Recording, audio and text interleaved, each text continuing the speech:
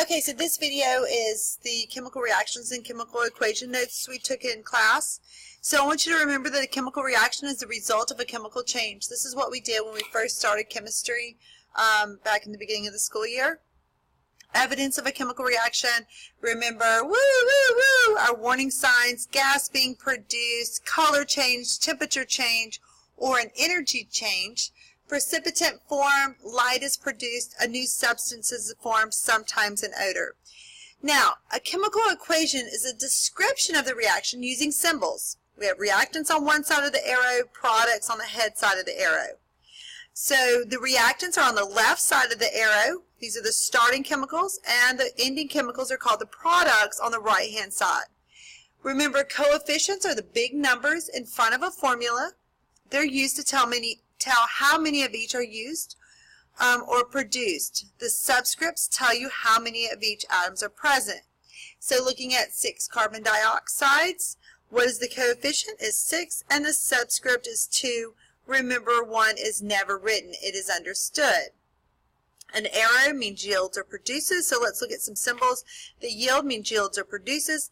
This little dot means a hydrate is present.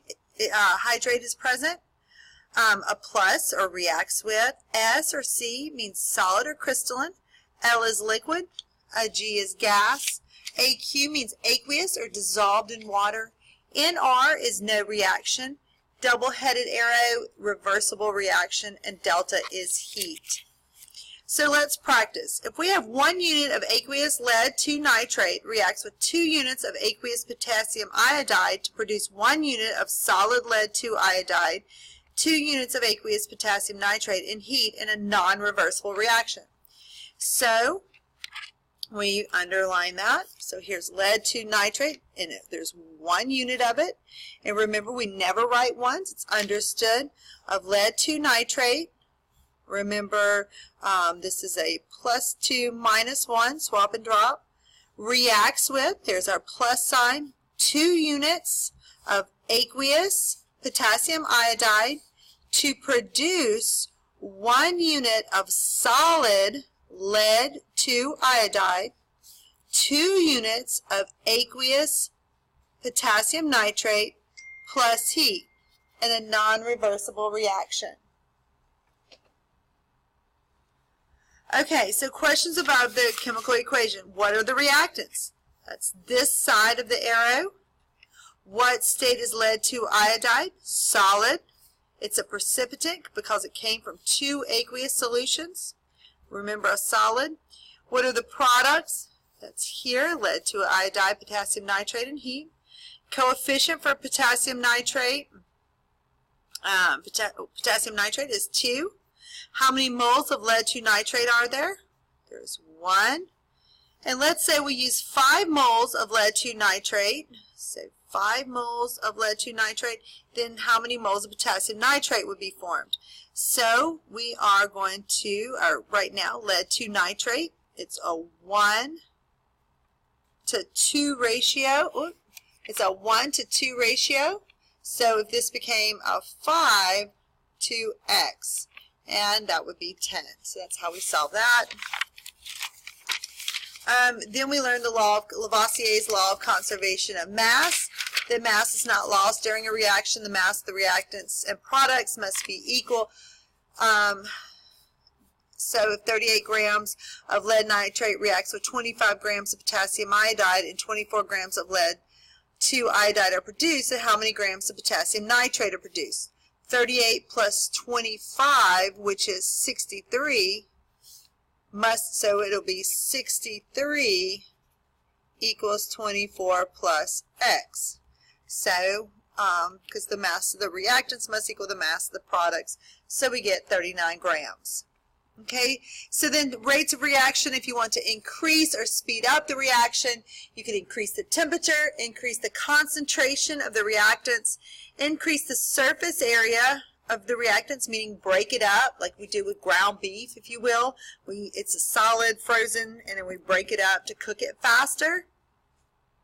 We could add a catalyst. Remember, catalysts do not participate in the reaction. The one you learned in, or one of the ones you learned in biology, the amylase, when you eat starches, like you eat the cracker and you can taste the amylase breaking down the sugars. If you want to decrease or slow down the rate of reaction, then you could decrease the temperature, decrease the amount of reactant. We can use an inhibitor. Again, an inhibitor is the opposite of a catalyst. It doesn't participate in the reaction.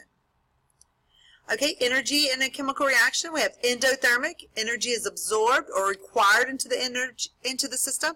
It will feel cold. Examples are going to be cooking. Wait a minute, cooking doesn't feel cold. Yes, but it absorbs energy to cook the meat or cook the food. Photosynthesis, a cold pack, or sublimation. Remember, going from a solid to a gas. So you can see that we need to absorb energy to do that. Then we have exothermic, a reaction that produces or gives off energy. Examples are explosions, burning, digestion, bonding, and freezing.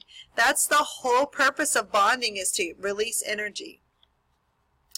Okay, balancing equations. You must have the same number of each element on both sides of the arrow. So if I have 2 carbons on the reactant side, I need 2 carbons on the product side, because the law of conservation of mass tells me that.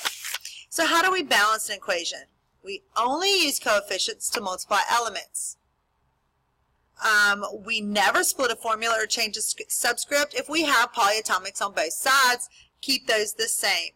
We're going to try to balance hydrogens and oxygens last. We start with our polyatomic ions, then work our way from the metals to the nonmetals. Remember, not every formula needs a coefficient. It can be 1. It's understood as 1. Coefficients multiply everything in a formula. We're going to keep polyatomic ions together if possible. Now, if OH is on one side, hydroxide, and water is on the other, we're going to rewrite water as HOH and underline that hydroxide. We have to distribute the subscript if polyatomic is only on one side of the reaction. So looking at our practice problem, this diatomic molecule chlorine, I have 2 chlorines, so I'm going to put a 2 here. They gave me 2 lithiums, so I have 2 lithiums. Mercury oxide plus, decomposes to make mercury and oxygen. So that, again, that Brinkelhoff diatomic molecule, I have 2 oxygens, so I need 2 oxygens. Gives me 2 mercuries, so 2 mercuries.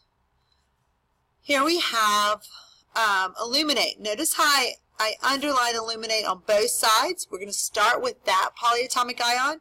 I have 2 illuminates here, so I need 2 illuminates. They gave me 2 times 3 is 6 sodiums, so 6 sodiums. They gave me 6 chlorines, so 3 times 2 is 6. And that gave me 3 irons, and I have 3 irons. Here we have a phosphate and a phosphate. Here I have hydroxide and a water. Like we said up here, we're going to rewrite water as HOH and underline that hydroxide. So we start by balancing. You can start with whichever one you want. So we'll start with phosphate. There's 2 phosphates here, so I put a 2 here. I have 2 times 3 is 6 hydrogens, so I have 6 times 1 is 6 hydrogens. That gave me 6 hydroxides. Divided by that 2 is 3 here, because 3 times 2 is 6. That gave me 3 calciums, and I have 3 calciums. We just keep on going until it all balances. The synthesis of aluminum carbonate. Here we have 2 aluminums, 2 aluminums.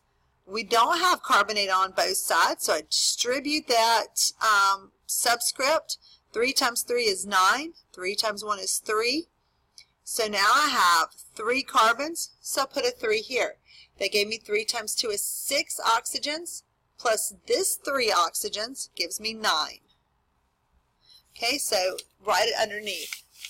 Then we did our worksheet and more practice problems, and then we learned types of reactions. I'll put that on a different video.